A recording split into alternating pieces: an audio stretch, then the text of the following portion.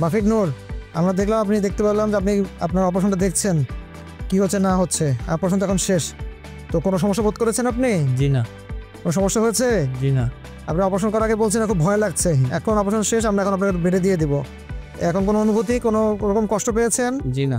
কোনো দেখতে পেয়েছেন আপনি আপনার লিগামেন্ট কীভাবে ছিঁড়েছে, কি আমরা রিপ্লেস করে দিলাম, পরিষ্কার করলাম, তাই না? জি।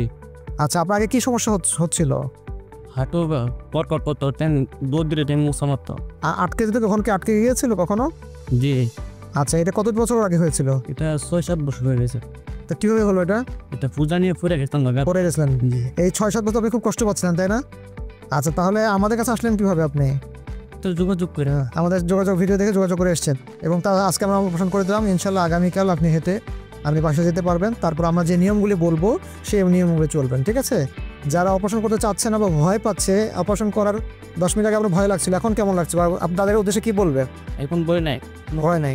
যারা করতে চাচ্ছে না, ভয় পাচ্ছে, তাদের উদ্দেশ্যে কিছু বলার আছে আপনার? বই ফেলে কিছু হবে না, বই ফেলে অবসর হয়েছে। আচ্ছা, ঠিক আছে, ধন্যবাদ।